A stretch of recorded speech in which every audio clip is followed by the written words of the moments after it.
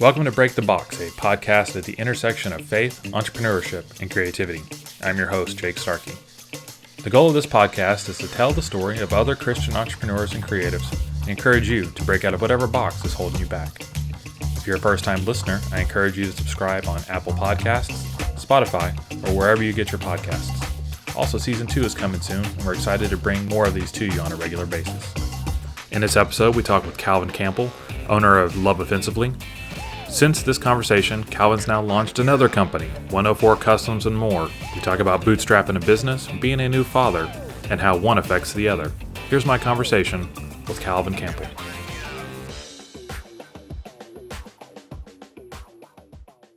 All right, Calvin, thank you so much for joining me on the podcast. I appreciate you making the time and setting up all this for me so that I can come in and record this. So thank you for sitting down with me. Can you tell me a little bit about Love Offensively? Yeah, absolutely. First of all, thank you for letting me do this with you. Love Offensively, it's our t-shirt company. We believe that, look, we got to be clothed. Why not make it worth it? So we have to wear clothes every day, so we believe in making products. We're mostly t-shirts, but we're kind of launching into doing some hats, some jewelry, some other things just to make an impact in the world. Give an opportunity to start a conversation, to start a ministry opportunity. We've heard some great testimonies, so we just keep pushing products out that hopefully will allow you to engage somebody that maybe never have heard the gospel before. It's awesome.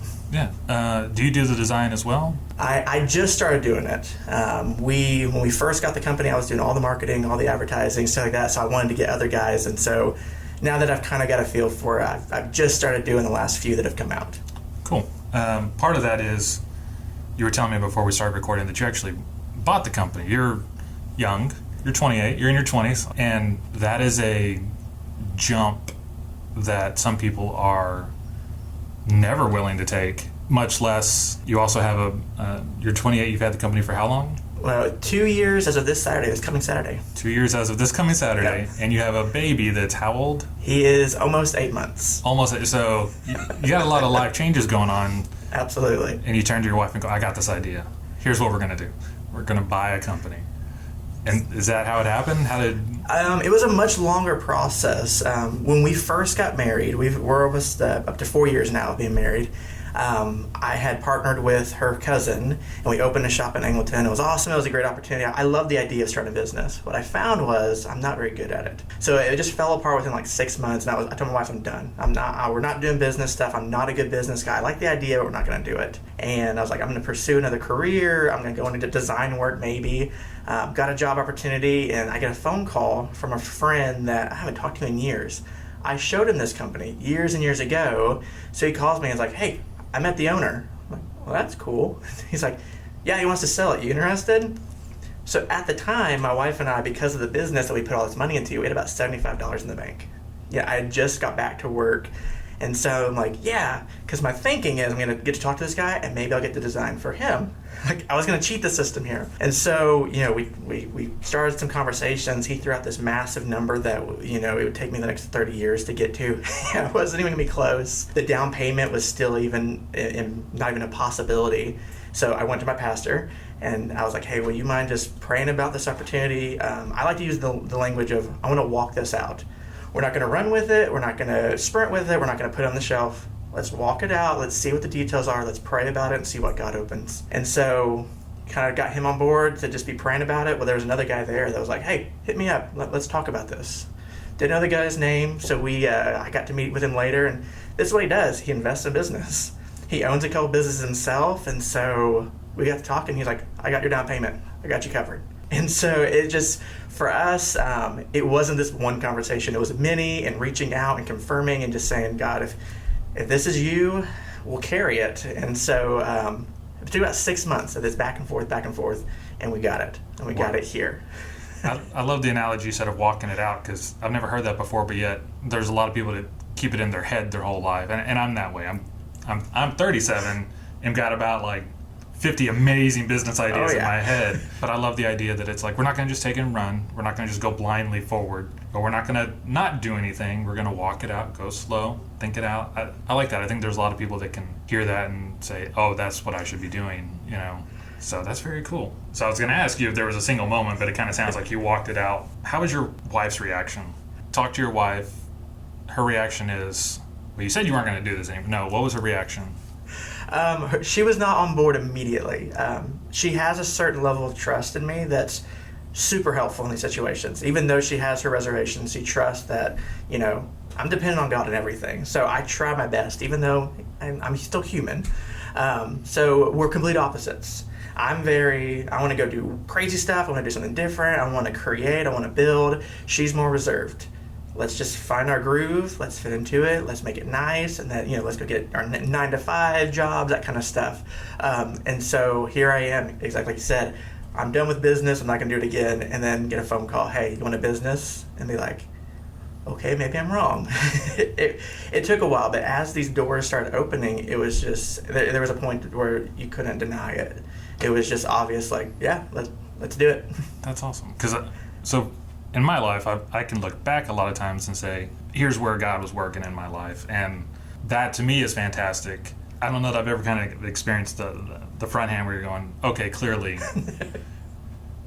just God's going to keep banging on the door until I pay attention. So that's pretty cool. And you went to your pastor, Eric. Yes, Eric Nelson. Yes. And gosh, what was his response? I could just see him, yeah, do it. He was excited. He was like, yeah, that sounds great. And I'm like, I don't know. I just want to pray about it. But and even once we got the business, we did a photo shoot. He was like, I'm on board. Yep. Around every corner, he's been a huge help of like connections wise, to be able to connect with other people in our community, other churches. He's first in line to say, I've got this guy. You should get that guy. So he has been a supporter from day one. So that was nice.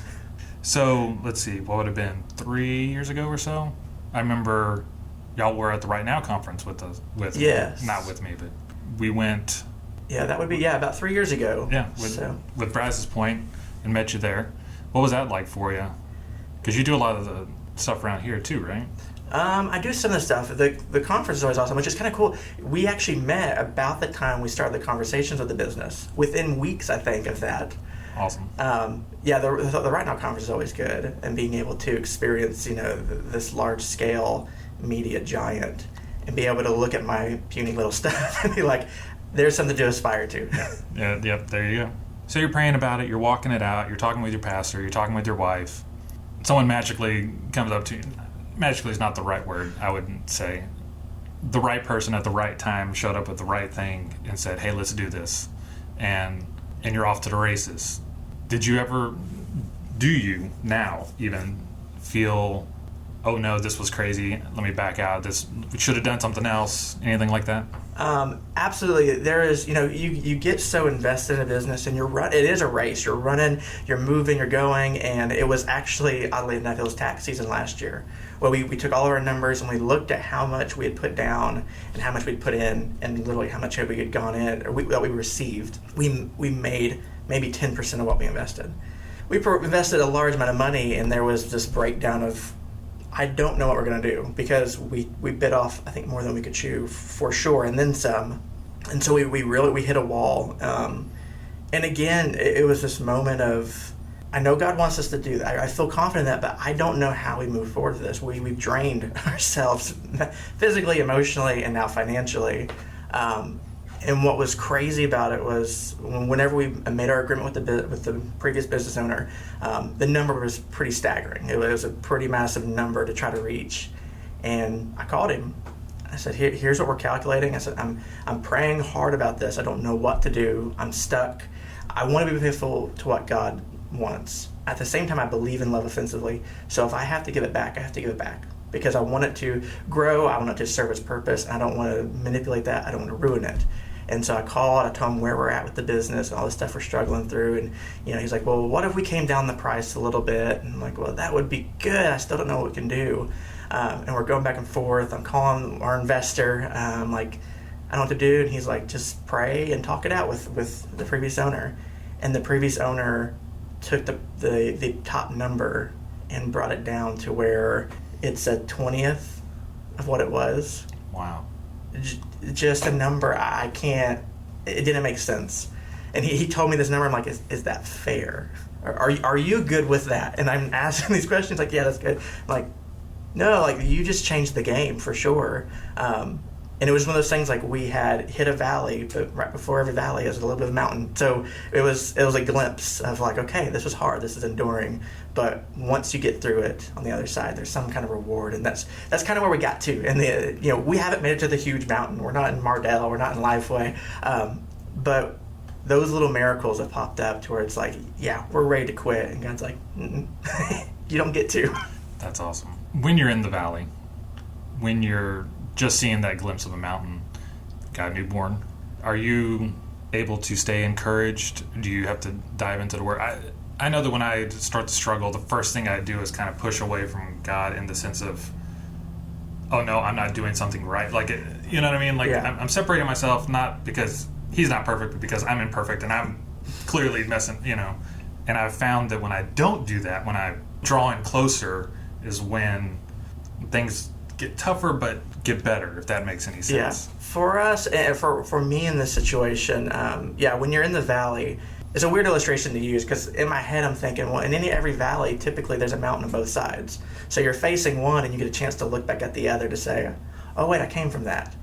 I look at the last decade of my life, I'm amazed at what God can do. So in that hard spot where I'm like, there is that reflection of like, okay, is it me?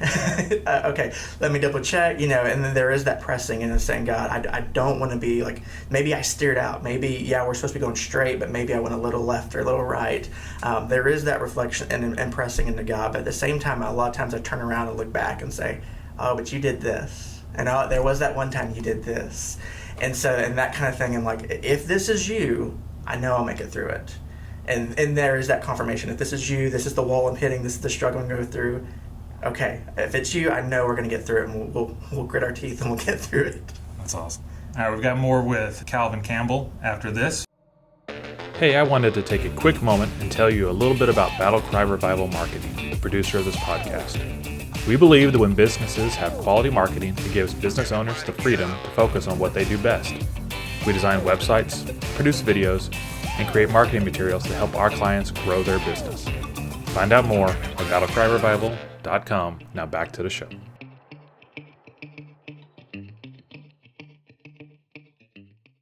So I want to talk about the name Love Offensively. The thing that I love about it is that far too often Christians were stuck in this defensive bubble, or shall I say a box. A box where we have to be so careful about what we say that in fear we end up not saying anything. We're too defensive, and your company wants to be on the offense. And that type of love is radical, and I believe it shows in your designs. Here's just a couple. Don't just go to church, be the church. Free intellectual conversation. And I pulled those two off the website because I want to stretch them out a little bit.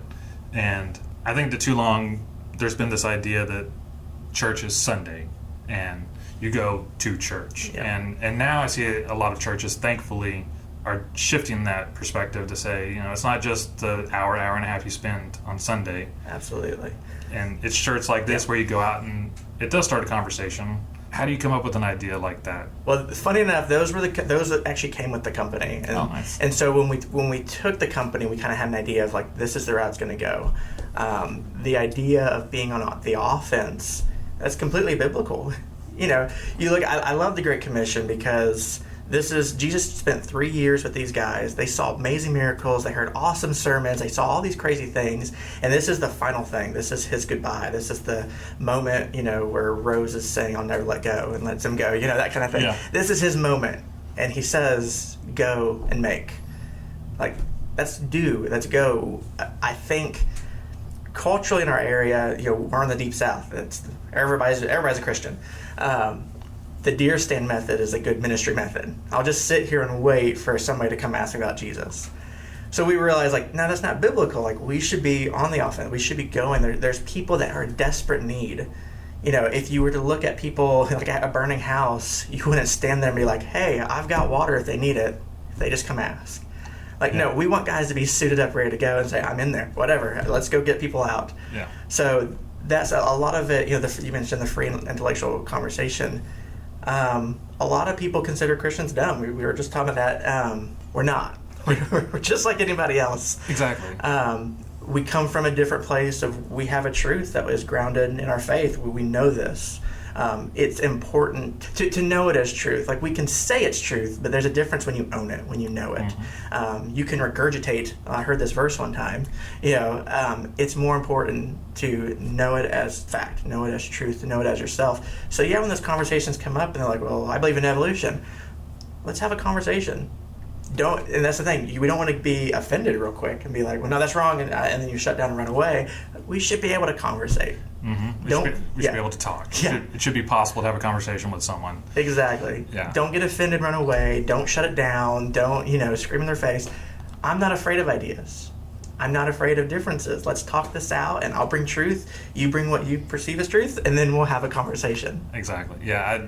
The way I always kind of thought of it is, for better or worse, the stronger I've gotten in my faith, the more things like science has reinforced my faith, which Absolutely. I find funny that now we're seeing a lot more of people acting like science doesn't prove my faith as being true. And I look and go, I don't understand, because I'm seeing this and I'm thinking to myself, yeah, that just totally lines up with what my faith tells me. And then they go, exactly, it doesn't have anything to do with religion. And I'm like, right, but it totally agrees with what I believe. It just accidentally proved it.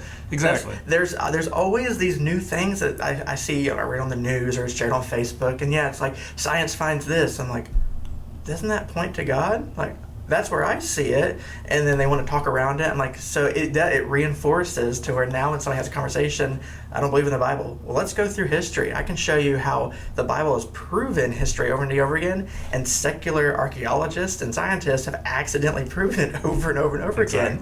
Yeah. And at the end of them, you give them facts. What are they going to say? Yeah.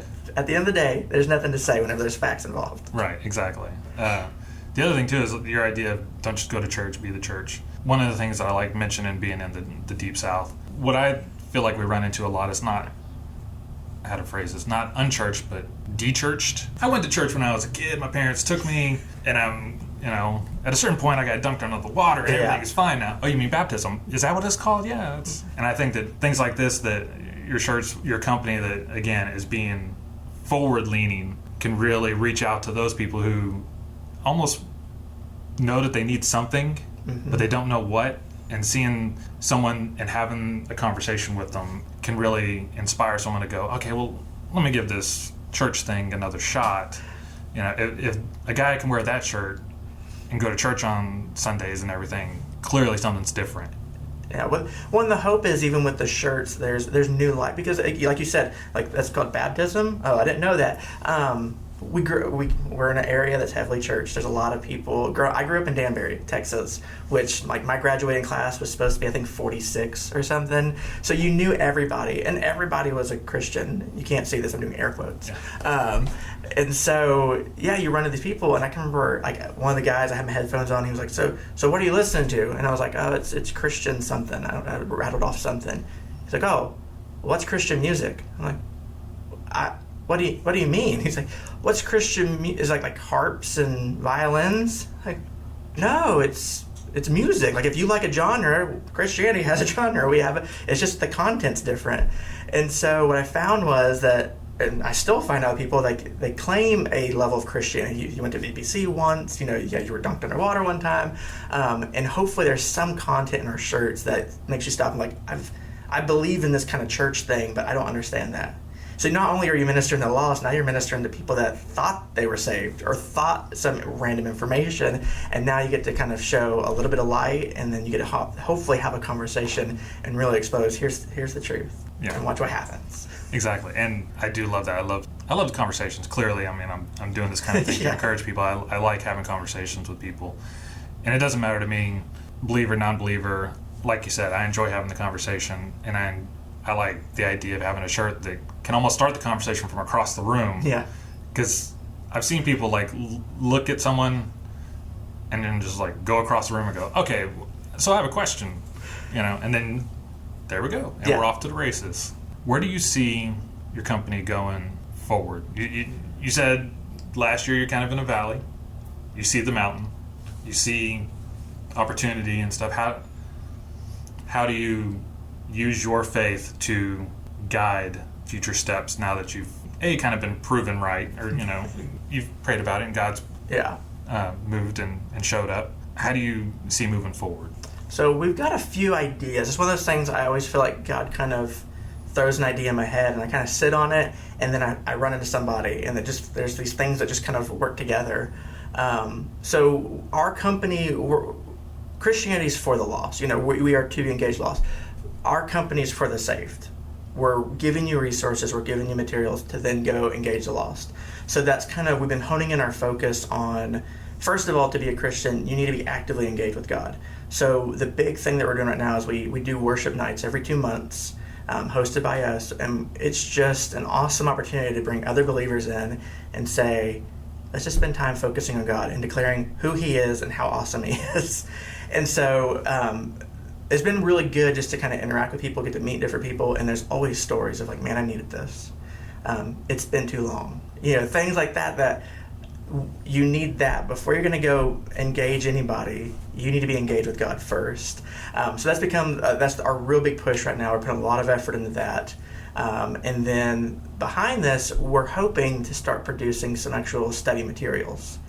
So that's, again, years and years ago, I had this idea, I'd love to write books, it'd be great. Then I have a friend who actually has written a few books at Barnes & Noble and stuff, and I got to see the process, and that looks terrible. And then now that we got this company, now these ideas are popping up, I'm like, oh no, I think we might be going into books. So that is something kind of in the works. It's super vague, but that's the potential. We're still going to work on the shirts. There's a lot of potential there. But we want to draw people closer to God, because the closer you are to Him, the closer you are to knowing truth, the more effective you are. You don't need a track when you're living it. Yeah. When you have a conversation with somebody and you're living the gospel out, you don't need any resources. There you go. There's your opportunity. So we're going to give them the resources to really get them there and then send them out. Well, thank you so much for taking the time. I have a couple questions that I'd like to ask everyone before we end it. Here we go. What gets you out of bed in the morning? What gets me out of in the bed in the morning? Well, I'm not really a morning person, so it's kind of a fight sometimes. I would say two things, and this is the short of it. I try to be short. The first thing is potential. Like I mentioned before, if I look at the last decade of seeing what God has done, I can't help but be a little bit excited about what tomorrow holds, or the next week, or the next year, or the 5 years, decade. And so there is that, like, each day is new. Whenever we met up a few weeks ago, that was a random chance of my pastor's out of town. He calls me and says, hey, can you go set the sound system? And we bump in, and here we are. What's the chances? I don't know what tomorrow holds. So waking up each morning, it's like, this is going to be good. There's a potential. Most mornings. Some are a little bit slower. But the second one would always be regret. Like, I have it tattooed on me, no regret, which it's a quote from an actual missionary. It's not just that. This man went overseas, gave up everything. He's part of the Board and Milk family. He would have had lots of money. Gave it all up to go on the missions field, and he actually died overseas. When they shipped everything back, in the back of his Bible, it said, no reserve, no retreat, no regret. And what always stuck out was that, no, he died. What he did, it cost him his life, but he still said no regret.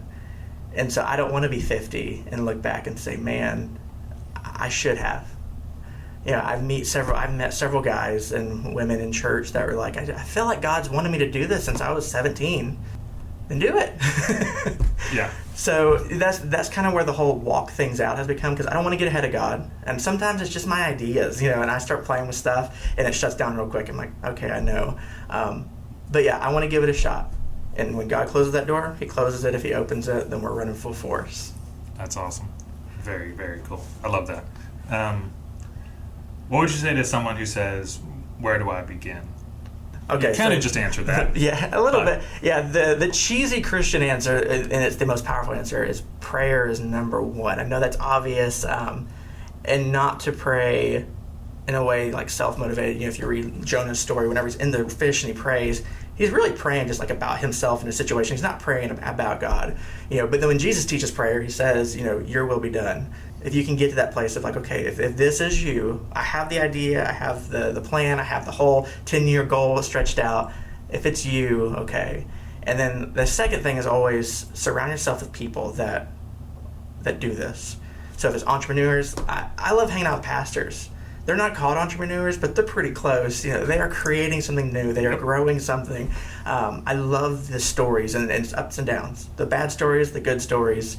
But you surround yourself with quality people, they're going to rub off on you. And they're going to turn around and the guys I've been fortunate to be around with, they call things out of you, the good things. Years ago, I had a shirt that actually I submitted to Not of This World, and it won and got to be produced. It sold like 18 shirts. It wasn't that amazing. But a friend of mine called and he said, hey, I saw your post on Facebook, and I thought that was really cool. He's like, this is just a glimpse of things to come. That was 8 years ago. I remember that phone call to this day. And so when I got the phone call about this business, I was like, I connected the dots, just maybe. So having these amazing people in my life have really helped ground me in these kind of things. And that's what I'd say. Surround yourself with quality people, Christian people, believers that are actively walking out their faith. That's what you need. Absolutely. Are there any books that you've read that you recommend people read besides the Bible? Don't go with the standard Christian answer. That was number one. That is number one, always. I've never been a great reader. I don't have the attention span for reading. It's a real struggle, and I've always excused myself from it. I'm just not good. I won't do it. They say, what is it? Readers sometimes lead, but leaders always read. So it's something I've tried to work on. But I get weird inspiration. I get inspiration from weird places. Like some guys, you read all the entrepreneur ones. The topic of worship is like one of the biggest motivators. So A.W. Tozer has a book called The Purpose of Man. And I haven't finished it yet, but it's just talking about worship. And if you take worship out of the context of music and you apply it to waking up in the morning, when you think about it as conversations with coworkers, when you think about it a business idea, when you apply worship to everything you do, it has a potential to be the best thing you do. It's not about you anymore. So, like I said, I take inspiration from probably the not obvious places. Yeah. So to me, the subject of worship always pushes me to dive in, and whatever I do to do the best possible way. That's the purpose behind it. Nice. That's one of the things about worship is when someone explained to me once about how worship is not just the music on Sunday mornings, it's the life we live. And then it's a quote, and it's been morphed and changed over time. But, if you're the shoemaker, be the best shoemaker. Yeah. Whatever it is, be the best you can be, not for yourself, but for God. And I think that's important too, kind of like you were saying, especially A.W. Tozer. Yeah. For a guy who says it doesn't read, and you jump to A.W. Tozer. But the purpose of man, the purpose of what actual worship is, that sounds like a good read. Yeah, it like I said, I haven't finished it, but when I talked about the books earlier, I couldn't finish it because every time I would read that book, this idea for a book, writing a book, they're not even connected, but it's an inspiring stuff. Worship is what we're designed for, and if we just walk that out, and that's the things that started. I haven't finished it because things started firing, and I put it down and start writing stuff. So it's a good start. And I know there's a million other books that are probably great that I have not touched yet. I do audiobooks because I have a very long drive to work. There you go. And finally, how can people find out more about you? Well, we're online like everybody else in the world nowadays. Yeah. www.loveoffensively.com. We've got all of our shirts, and we always have new little things. And most of our stuff, Facebook's always a big bonus. We're on Facebook. We're trying to branch over. I do all the marketing and stuff, so I'm trying to hand stuff off to my wife to say, hey, you take Snapchat and Instagram. So we're trying to swing that way. But Facebook, that's where we really try to update things. That's where you know about new products, some of the events we do. Those are the two main ways to really find us. Thank you so much for coming and hanging out. And from everyone at Battle Cry Revival and Calvin Campbell of Love Offensively, God bless and Godspeed. Thanks for tuning in. Break the Box is available on Apple Podcasts, Spotify, or wherever you get your podcasts. If you'd like to help us out, a review would be greatly appreciated and is honestly the best way to help the podcast be heard by others. This podcast is produced by Battle Cry Revival Marketing and hosted by Jake Starkey. For show notes, visit battlecryrevival.com/podcast.